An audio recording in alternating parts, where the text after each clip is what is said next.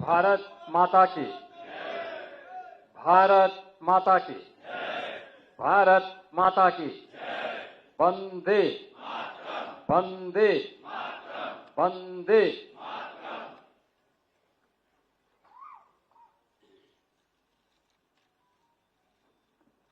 मैं बोलूंगा हर घर स्वदेशी, आप बोलेंगे घर घर, हर घर स्वदेशी, हर घर स्वदेशी, हर घर स्वदेशी। आत्मनिर्भर भारत संकल्प अभियान 2025 की इस कार्यशाला में आज उपस्थित भारतीय जनता पार्टी के कर्मठ प्रदेश अध्यक्ष माननीय चौधरी भूपेंद्र सिंह जी, वीरभूमि चित्तौड़गढ़ से लोकप्रिय सांसद, राजस्थान के पूर्व प्रदेश अध्यक्ष और इस कार्यक्रम के राष्ट्रीय स्तर पर सह संयोजक के रूप में जिनका भी मार्गदर्शन आप सबको प्राप्त हुआ है, ऐसे माननीय श्री सीपी जोशी जी, भारतीय जनता पार्टी के हमारे प्रदेश के संगठन के महामंत्री सम्मानित श्री धर्मपाल जी, अभियान के संयोजक श्री ब्रज बहादुर जी, प्रदेश टोली से जुड़े हुए सभी हमारे पदाधिकारीगण और प्रदेश के सभी जनपदों से यहां पर उपस्थित भारतीय जनता पार्टी के सभी कार्यकर्ता बहनों और भाइयों, मैं सबसे पहले शारदीय नवरात्रि के अवसर पर आप सबका हृदय से अभिनंदन करता हूं, आप सबका स्वागत करता हूं इस विशेष कार्यशाला में। और खासतौर पर श्री सीपी जोशी जी का, जो वीरभूमि चित्तौड़गढ़ से माननीय सांसद भी हैं और भारतीय जनता पार्टी के एक प्रखर और वरिष्ठ कार्यकर्ता होने के नाते पूरे राजस्थान में उनका सानिध्य और सहयोग भारतीय जनता पार्टी के कार्यकर्ताओं को, राष्ट्रवादी अभियान के कार्यकर्ताओं को प्राप्त होता है। शारदीय नवरात्रि के अवसर पर उनका प्रदेश की राजधानी लखनऊ में इस स्वदेशी अभियान को, जो भारत के आत्मनिर्भर अभियान का हिस्सा बनने वाला है, इस अभियान के उद्देश्य से उनका आगमन हुआ है। मैं उनका विशेष रूप से प्रदेश की ओर से हृदय से स्वागत करता हूं, अभिनंदन करता हूं। आज का ये कार्यक्रम अत्यंत महत्वपूर्ण कार्यक्रम है, यानी विकसित भारत की संकल्पना को साकार करने का, उसकी आधारशिला को सुदृढ़ करने का अभियान है।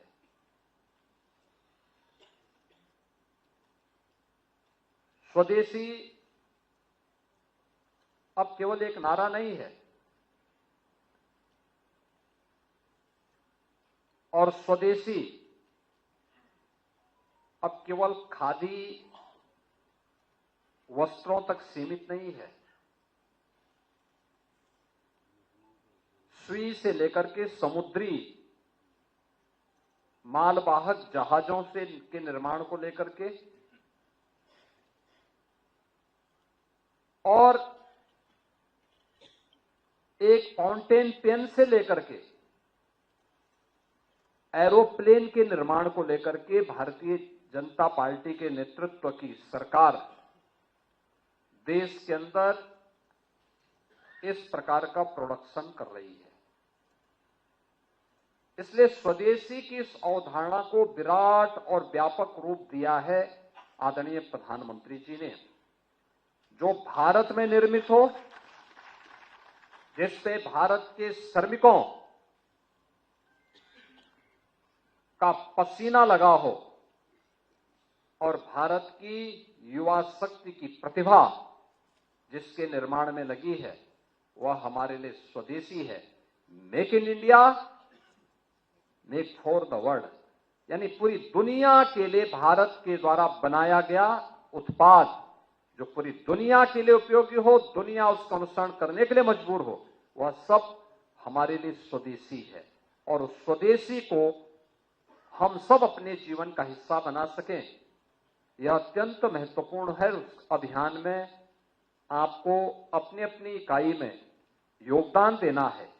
इसलिए महत्वपूर्ण संगोष्ठी और शारदीय नवरात्रि की द्वितीया तिथि को यह आपके लिए भी और हम सब के लिए भी अत्यंत महत्वपूर्ण विषय है। आपने यहां पर अभी इस कार्यक्रम के राष्ट्रीय सह संयोजक श्री सीपी जोशी के उद्बोधन को सुना है। उन्होंने बड़ी सहजता के साथ इस बात को कहा कि एक समय दुनिया की अर्थव्यवस्था में भारत का जो योगदान था वह 40% था। यह 2000 वर्ष पहले की बात है और ज्यादा दूर मत जाइए, आज से 300 वर्ष पहले, 300 वर्ष पहले दुनिया की अर्थव्यवस्था में भारत का जो योगदान था वो 25% था। 25% योगदान भारत का था।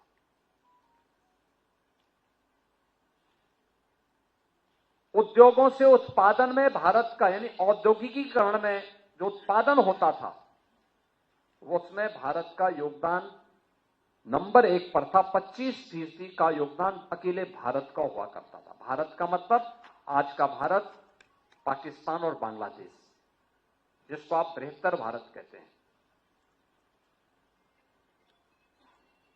यानी 300 वर्षों तक भारत दुनिया की नंबर 1 की आर्थिक ताकत थी, नंबर 1 का उत्पादक राष्ट्र था और कृषि में तो भारत की कोई सानी ही नहीं थी। कृषि की स्थिति यह थी, जो बात अभी कह रहे थे डॉक्टर जोशी जी, दुनिया के अंदर अगर आप देखेंगे, वास्तव में ये सच है कि अगर भौगोलिक दृष्टि से आप देखेंगे तो भारत का स्थान दुनिया के अंदर 7वें राष्ट्र के रूप में आता है। इस हमारा जो भौगोलिक क्षेत्रफल है वो 7वें नंबर पर आता है। नंबर 1 पर रूस है, नंबर 2 पर चीन आता है, नंबर 3 पर अमेरिका आता है, नंबर 4 पर ब्राजील का नंबर आता है, फिर ऑस्ट्रेलिया का नंबर आता है, कनाडा का नंबर आता है, कनाडा के बाद ब्राजील, ब्राजील के बाद ऑस्ट्रेलिया, ऑस्ट्रेलिया के बाद तब भारत, बृहत्तर भारत का नंबर आता है। यानी भारत, पाकिस्तान और बांग्लादेश का जो कुल भूभाग है, इसके पास लगभग 42.5 करोड़ हेक्टेयर की भौगोलिक क्षेत्रफल था हमारे पास।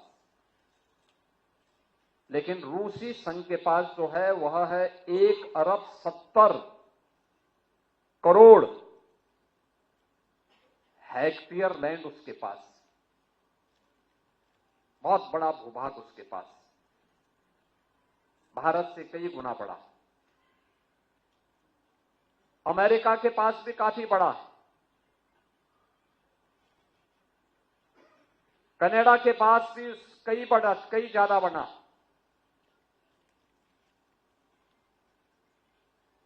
ब्राजील के पास भी, चीन के पास भी।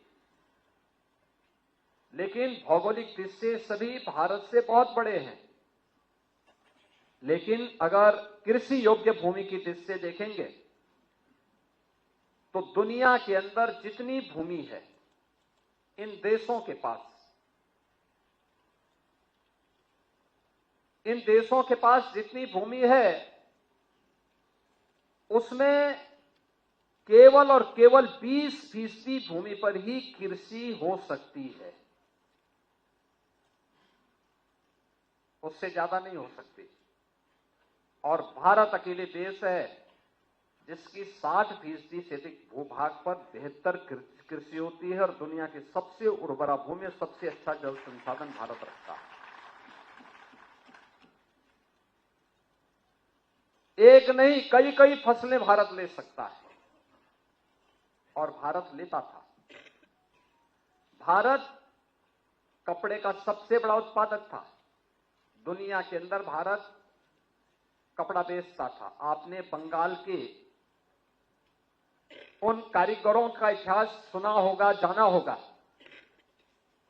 जिन कारीगरों ने को विदेशी आक्रांताओं ने, विदेशी उन शासकों ने अपने स्वार्थ के लिए जिनके हाथ काट दिए थे, उनकी कारीगरी को समाप्त करने के लिए किस प्रकार के षड्यंत्र रचे गए थे, ये किसी से नहीं छुपा हुआ है। खेती किसानी में भी भारत के अंदर, जब तक भारत का किसान, आप में से बहुत सारे लोग जानते होंगे और आपसे एक पीढ़ी पहले के लोग जानते होंगे, हमारे यहां खेती बाड़ी में urea, potash, DAP, zinc phosphate या कोई भी पेस्टिसाइड, कोई भी केमिकल इस्तेमाल नहीं होता था। ये सीजन था, होली से लेकर के और दीपावली के बीच हर गांव में गाय, बकरी, भैंस एक खेतों में बांधे जाते थे और खेतों में बांध करके वह उसी हिसाब से खेती की उर्वरता को बनाते थे। यानी जितनी हम खेती का दोहन करते थे उससे कई गुना हम खेती को रिटर्न करते थे उसके माध्यम से। परिणाम क्या होता था?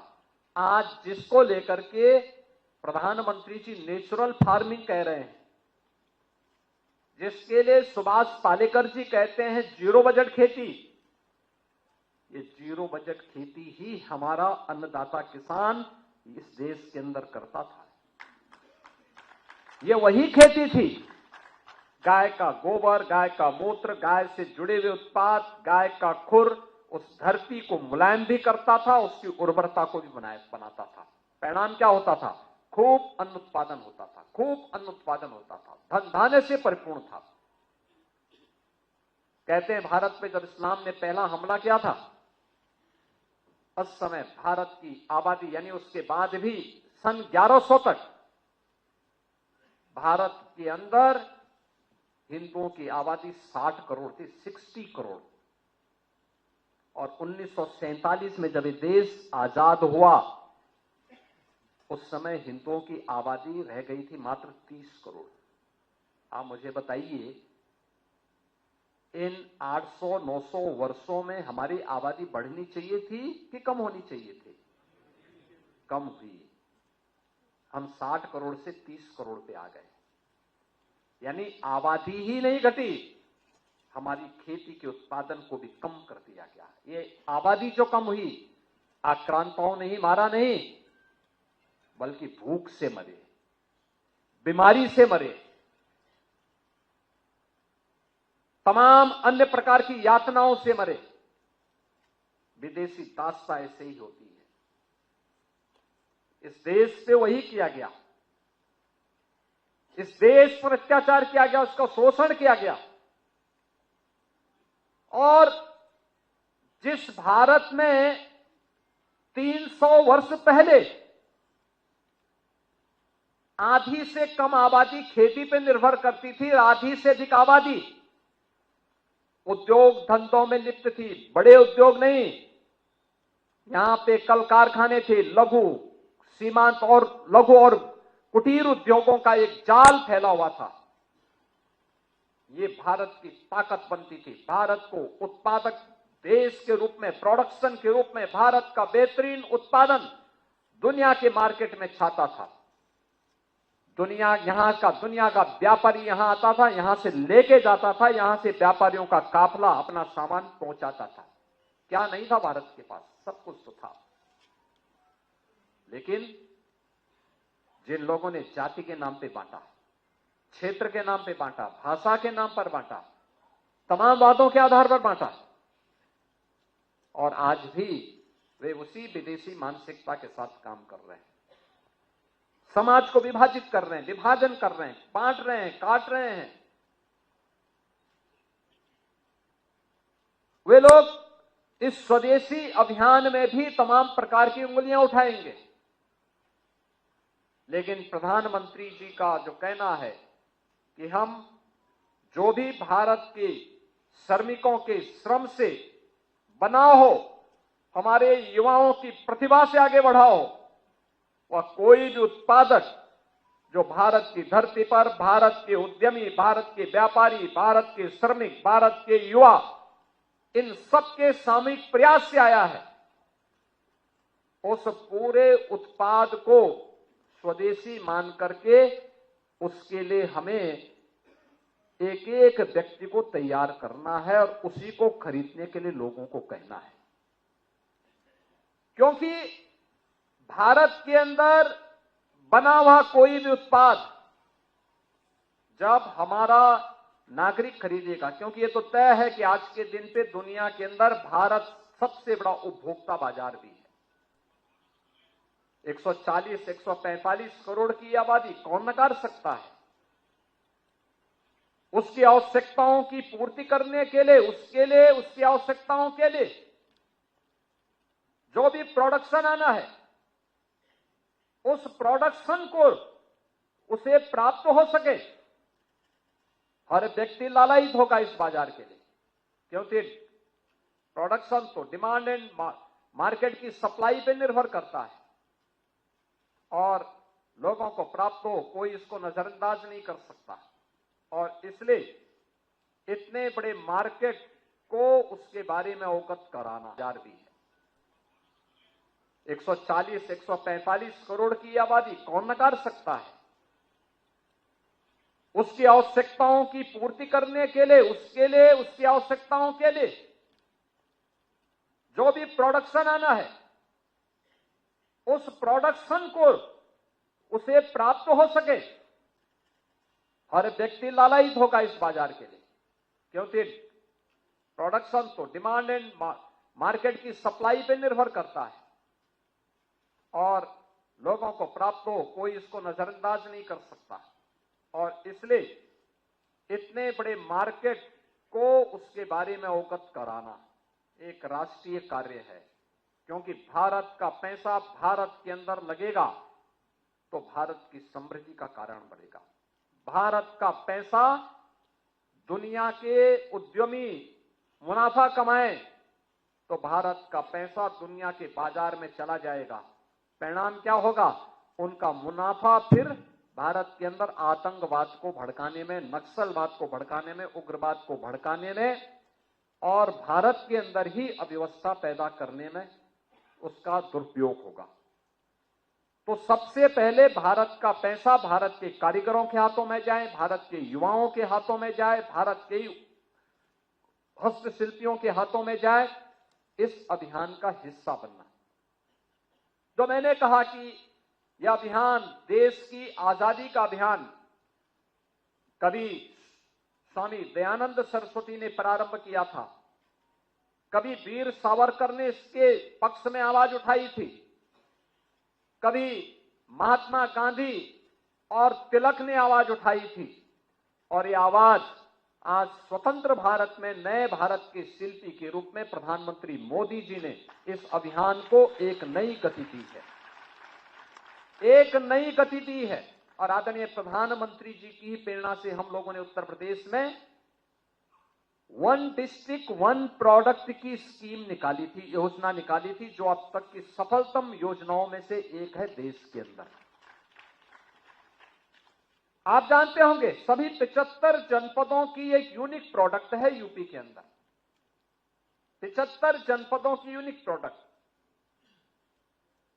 दुनिया के अंदर कोई भी व्यक्ति खेलता कहीं भी होगा, लेकिन उसके पास फुटबॉल, उसके पास बैडमिंटन का रैकेट, उसके पास क्रिकेट की बॉल या बैट, उसके पास हॉकी का स्टिक, कुछ भी हो, वह कहीं और से नहीं बनी होगी, उत्तर प्रदेश के मेरठ में ही बनी होगी योगी। चमड़े का उत्पाद दुनिया के अंदर लोग इस्तेमाल करते होंगे। चमड़े का बैग होगा, चमड़े का पर्स होगा, चमड़े का जूता होगा, चमड़े से जुड़ा हुआ कोई भी उत्पाद होगा, इस्तेमाल दुनिया कर रही होगी, लेकिन बना हुआ आगरा, कानपुर या उन्नाव में ही बना होगा। कारपेट दुनिया के अंदर कोई भी इस्तेमाल कर रहा होगा, लेकिन बना होगा भदोई, वाराणसी, मिर्जापुर में ही, उत्तर प्रदेश के अंदर। सिल्क की साड़ी दुनिया के अंदर लोग इस्तेमाल करते होंगे, लेकिन बनी होगी वाराणसी और आजमगढ़ में। जरी जरदोजी के कार्य को दुनिया के लोग इस्तेमाल करते हैं, लेकिन वो बनी होगी लखनऊ में। ग्लास का आइटम लोग अपने घरों में इस्तेमाल करते होंगे, घर के दैनिक कार्यों के साथ साथ उनके घर की डाइनिंग की शोभा बढ़ाने के लिए भी, लेकिन बना होगा फिरोजाबाद में ही। हर घर की शुरुआत होती है सुबह की चाय से, और चाय परोसा जा रहा होगा जो चीनी मिट्टी का बर्तन बना होगा, खुर्जा में ही बना होगा। ब्लैक पॉटरी बनी होगी तो आजमगढ़ में बनी होगी, टेराकोटा बना होगा तो गोरखपुर में बना होगा। यानी ये वन डिस्ट्रिक्ट वन प्रोडक्ट की सभी जगह की, और दुनिया के अंदर सबसे अच्छा चावल भी अगर किसी को खाना है तो सिद्धार्थनगर का काला नमक चावल खा लीजिए।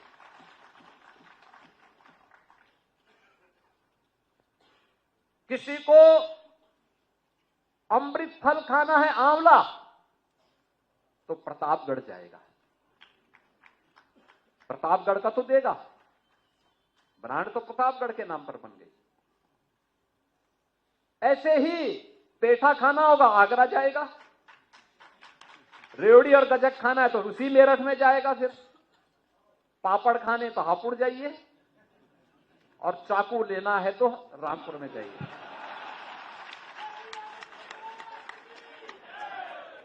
लेकिन ये वन डिस्ट्रिक्ट वन प्रोडक्ट की उत्तर प्रदेश की स्कीम ने, जो प्रधानमंत्री जी की प्रेरणा से हमने प्रारंभ की, इसने रोजगार दिया। 96 लाख यूनिट उत्तर प्रदेश के अंदर स्थापित हुई हैं। इस 17 के पहले मृत प्राय हो चुका था, लोग पलायन कर रहे थे, कारीगर हताश था, निराश था, सरकार का प्रोत्साहन नहीं था, बड़े पैमाने पे लोग भाग रहे थे। हम लोग आए, हमने स्कीम बनाई, उसको फिर से जोड़ा, उसको एक नई गति दी, उस अभियान को एक नए सिरे से आगे बढ़ाने का काम किया, और आगे बढ़ाने के साथ साथ जब उसको मजबूती प्रदान की, उसको हमने डिजाइन दी, उसको हमने टेक्नोलॉजी दी, उसको हम लोगों ने मार्केट दिया, उसकी ब्रांडिंग की, और हर प्रकार से उसको प्रोत्साहित किया, पैकेजिंग की सुविधा दी। आज परिणाम क्या है? 2 लाख करोड़ रुपए का केवल हम एक्सपोर्ट कर रहे हैं, 2 लाख करोड़ का। आप जाइए भदोई में, 14,000 करोड़ रुपए का केवल एक्सपोर्ट होता है। ये दुनिया के मार्केट में, डोमेस्टिक मार्केट अलग है। आप चले जाइए मुरादाबाद में, ब्रास के लिए, ब्रास का आइटम 12 से लेके 14,000 करोड़ का वहां से एक्सपोर्ट होता है, डोमेस्टिक मार्केट का अलग है। अगर आप चले जाइए फिरोजाबाद में, 4 से 5,000 करोड़ का केवल एक्सपोर्ट हो जाता है। यानी हर एक मार्केट की अपनी एक पहचान है, अपनी एक ताकत बनी है। और परिणाम क्या है? जो उत्तर प्रदेश माना जाता था कि ये बीमारू राज्य है, वो अकेले 2 लाख करोड़ का केवल एक्सपोर्ट कर देता है ओडीओपी के माध्यम से। ये पैसा गवर्नमेंट के पास कम, हमारे उद्यमियों के पास, हमारे कारीगरों के पास, हमारे श्रमिकों के पास आता है, और इसमें 2 करोड़ लोग रोजगार प्राप्त कर रहे हैं। 2 करोड़ लोग, 2 करोड़ का मतलब 10 करोड़ लोगों का सीधे सीधे इस कारोबार के साथ जुड़ा होता है। यह है ताकत। यानी कम पूंजी पर कम स्थान पर घर के अंदर भी ये काम हो सकता है। लोग यही करते हैं और उसका लाभ प्राप्त होता है। ये है ताकत हमारी, और उस ताकत को जो हर एक क्षेत्र में भारत के अंदर पैदा हो रहा है, हमारे लोकल किसान, लोकल श्रमिक, हमारा युवा, हमारे अपने लोग जो उत्पाद तैयार कर रहे हैं, जो प्रोडक्शन तैयार कर रहे हैं, वह एकजुट उसको मजबूती मिले, इसको लेकर के एक बड़े अभियान का हो। और मैं तो चाहूंगा धर्मपाल जी से 25 सितंबर से 29 सितंबर के बीच हम यूपी इंटरनेशनल ट्रेड शो का आयोजन कर रहे हैं ग्रेटर नोएडा में, इंडिया एक्सपो सेंटर में। आदरणीय प्रधानमंत्री जी इसका उद्घाटन करेंगे इसी 25 सितंबर को, प्रातः 9:30 बजे उद्घाटन करेंगे। ये स्वदेशी और आत्मनिर्भर का सबसे अच्छा मॉडल है। आप देखना कि उसका तीसरा संस्करण है हमारा, हम पिछले 3 वर्षों से कर रहे हैं। उत्तर प्रदेश के अंदर किसी भी जनपद में जो बना होगा उसको वहां पे केवल डिस्प्ले और शो केसिंग ही नहीं की जाती, 500 विदेशी व्यापारी भी आए हैं खरीदारी करने के लिए, और देश भर से भी व्यापारी वहां आए हैं। अभी से सारे hotel Delhi, Noida, greater Noida, Yamuna authority के सारे होटल अभी से पैक हो चुके हैं, जो लोग अभी से खरीद, यानी गत वर्ष 2200 करोड़ की वहां पे बिक्री हुई थी। 2200 करोड़ की, अनुमान करिए 4 दिन में 2200 करोड़ की बिक्री हुई थी। यानी एक सफलतम आयोजन होता है जो उत्तर प्रदेश के कारीगरों को, हस्तशिल्पियों को, उद्यमियों को वहां पर एक प्लेटफॉर्म प्राप्त होता है। और उत्तर प्रदेश तो आज वन डिस्ट्रिक्ट वन प्रोडक्ट और खादी के प्रोडक्शन से लेकर के डिफेंस प्रोडक्शन तक अपनी ताकत का भरपूर इस्तेमाल कर रहा है। अन्नदाता किसान खुशहाल है, उसको लागत का 1.5 गुना से अधिक दाम मिल रहा है। अकेले गन्ना किसानों को हमने पिछले 8 वर्ष के अंदर 2,86,000 करोड़ रुपए का गन्ना मूल्य का भुगतान उसके खाते में डीबीटी के माध्यम से किया है। लगातार इन कार्यक्रमों को एक तरफ आगे बढ़ाया जा रहा है। 45 लाख करोड़ रुपए से अधिक के निवेश के प्रस्ताव यहां पर आए। बेहतरीन कनेक्टिविटी भी बनाई गई, और वन डिस्ट्रिक्ट वन प्रोडक्ट और विश्वकर्मा श्रम सम्मान और पीएम विश्वकर्मा जैसी स्कीम के माध्यम से इसको प्रभावी ढंग से आगे बढ़ाने का काम किया जा रहा है। और उत्तर प्रदेश का इंटरनेशनल ट्रेड शो प्रधानमंत्री मोदी जी के उसी अभियान का हिस्सा है, जो इसका 3य संस्करण 25 सितंबर को आदरणीय प्रधानमंत्री जी के कर कमलों से ग्रेटर नोएडा में ही संपन्न होने जा रहा है। आप एक बार जाके देखेंगे, उन स्टॉल को देखेंगे, लगभग 2,500 के आसपास स्टॉल लगे हुए हैं उत्तर प्रदेश के सभी 75 जनपदों के। आज इलेक्ट्रॉनिक कंपोनेंट कोई भी हो देश का, उसका 60% प्रोडक्शन यूपी कर रहा है, और 60% मोबाइल फोन अकेले उत्तर प्रदेश में बन रहे हैं आज के दिन पे। फोन की कोई भी होगा, उसकी जो स्क्रीन होती है, जो उसका डिस्प्ले बोर्ड होता है, टेलीफोन यानी आपका स्मार्टफोन हो, टैबलेट हो, लैपटॉप हो, ये पूरी स्क्रीन उत्तर प्रदेश के अंदर बन रही है। यानी अब ये चीन से, ताइवान से या अमेरिका से नहीं आ रही, उत्तर प्रदेश के अंदर बन रही है। और उत्तर प्रदेश के अंदर हम पिछले 5 साल से इसका सफलतापूर्वक प्रोडक्शन करके न केवल देश के लिए बल्कि दुनिया के लिए भी इसको उपलब्ध करवा रहे हैं। अकेले उत्तर प्रदेश 2 लाख करोड़ का उत्तर प्रदेश मोबाइल फोन यहां से बाहर भेजता है, बड़े पैमाने पे भेज रहा है, हर स्तर पर कार्य हो रहा है। और उस दिश से इस ट्रेड शो को अगर आप देखेंगे तो आपको भी लगेगा कि हमें गांवों में, अपने अपने जनपदों में स्वदेशी मेला कैसे लगाना है। हमारा एमएसएमई विभाग भी इसमें सहयोग करेगा आपका। और मैं चाहूंगा कि ये मेला की तिथि भले देर की, अगर उसको पहले लगाएंगे तो व्यापारियों को लाभ भी होगा। जैसे अभी दीपावली के पहले हम लोगों का प्रयास रहता है कि हर जनपद में वन डिस्ट्रिक्ट वन प्रोडक्ट का और स्थानीय उत्पादों का मेला लगे जनपद स्तर पर। अगर हम अभी से इसकी प्लानिंग कर लेंगे, क्योंकि दीपावली 19 और 20 को पड़ेगी, अगर हम 10 से 18 के बीच में एक सप्ताह का मेला इस रूप में अभी से प्लानिंग कर लेंगे, बड़े पैमाने पे ये कार्यक्रम अच्छे हो सकते हैं, क्योंकि इसमें बहुत लाभ स्थानीय उद्यमियों को और व्यापारियों को होता है। और दूसरा, विदेशी उत्पाद को लोग खरीदने से फिर बचते हैं। जैसे चीन की झालर पहले ही छा जाती थी, पहले आज 17 के पहले छाती थी, लेकिन अब घर घर में दीप लोग जला रहे हैं, मिट्टी के दीप जला रहे हैं। मुझे याद है जब हमें अयोध्या में दीपोत्सव का आयोजन करना था 2017 में, 51,000 दीप अयोध्या और अयोध्या कमिश्नरी में नहीं मिले थे, पूरे प्रदेश भर से मुझे जुटाने पड़े थे। और उसके बाद इस संख्या बढ़ती गई। गत वर्ष हमने 21 लाख दीप प्रज्वलित कराए थे और सभी अयोध्या में बने थे, अयोध्या में बने थे। और इस बार भी हमारा प्रयास है कि रिकॉर्ड तोड़ दीपोत्सव के कार्यक्रम के साथ दीप प्रज्वलित होंगे। न केवल मिट्टी के बल्कि गाय के गोबर के दीप भी बनेंगे बड़े पैमाने पर। हमें लोकल लोगों को इसके लिए तैयार करना होगा। हर घर में दीप जले। अगर हर घर स्वदेशी होगा तो हर घर पर भी दीप जले। ये दीप भी भारत का स्वदेशी मॉडल है और इसको बड़े पैमाने पर हमें आगे बढ़ाने के कार्यक्रम के साथ जोड़ना है। ये कार्यक्रम जो अलग अलग स्तर पर, अभी आपको जनपद स्तर की भी कार्यशाला करनी है, मंडल स्तर पर भी कार्यशाला करनी है, लेकिन हो सके तो एक दिन इंटरनेशनल ट्रेड शो, जिसमें केवल उसमें कहीं और का नहीं है, केवल उत्तर प्रदेश के अंदर जो बना है, आपको उत्तर प्रदेश की ताकत का एहसास होगा। और मैं इसलिए बोल रहा हूं, भारत विपन्न हुआ क्यों? बंगाल में अकाल क्यों पड़ा था? क्यों बीमारी से लोगों को देश के अंदर मरना पड़ा था?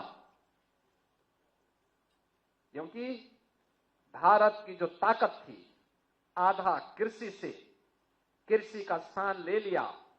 देसी खाद की जगह, ऑर्गेनिक खाद की जगह, जो गाय भैंस बकरी के खाद के गोबर से खाद जो प्राप्त होती थी, खेती की उर्वरता बढ़ती थी, जिसमें पानी की आवश्यकता उतनी नहीं होती थी, एक स्वदेशी मॉडल था, सेल्फ सस्टेनेबल मॉडल था। उसका स्थान urea, potash, DAP, zinc phosphate और न जाने कौन कौन से पेस्टिसाइड और केमिकल ने ले लिया। उसके लिए पानी की भी आवश्यकता थी, पानी की खपत बढ़ी। धीरे धीरे करके एक बार दो बार उसने दिया, लेकिन उसके बाद खेती की उर्वरता को पूरी तरह नष्ट करके रख दिया उसने। आज खेती में बहुत सारी जगह क्या है, कुछ राज्यों में कैंसर ट्रेन चलानी पड़ रही है, पानी का संकट खड़ा हो गया है, डेंजर लेवल में पानी का लेवल नीचे जा चुका है, डार्क जोन हो गए हैं। भीषण अकाल की स्थिति को वहां पर एक बार दस्तक दे रहा है। ये विदेशी मॉडल जब भी आप अपनाएंगे तो खतरनाक होगा। हमें स्वदेशी मॉडल अपनाना पड़ेगा। और एक तरफ खेती को नष्ट किया, दूसरी तरफ यहां के कुटीर और लघु उद्योगों को समाप्त किया गया। ये जो भारत की ताकत थी, इस ताकत को विदेशी हुकूमत ने नष्ट क्या किया? परिणाम क्या है? भारत विपन्न होता गया। और जब ये देश 1947 में स्वतंत्र हुआ तो औद्योगिक उत्पादन में हमारी भूमिका मात्र 1.5% थी और दुनिया की अर्थव्यवस्था में 2% थी। हम 25 से 2 पे आ गए, 23 से, यानी मात्र 300 वर्षों में हम 1.5% पर आ गए। ये देश गरीब हो गया। उत्तर प्रदेश बीमारू हो गया।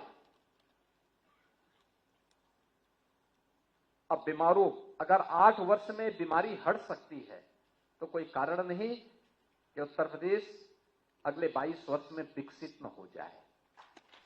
और उत्तर प्रदेश, भारत ने अगर अपनी विपन्नता को दूर करके नए भारत के रूप में अपने को दुनिया की चौथी अर्थव्यवस्था के रूप में स्थापित किया है, कोई कारण नहीं कि 2047 में जो प्रधानमंत्री जी की संकल्पना है कि भारत विकसित भारत होगा, तो भारत अवश्य विकसित होगा, लेकिन रास्ता स्वदेशी और आत्मनिर्भर संकल्प अभियान के माध्यम से ही आगे बढ़ता है।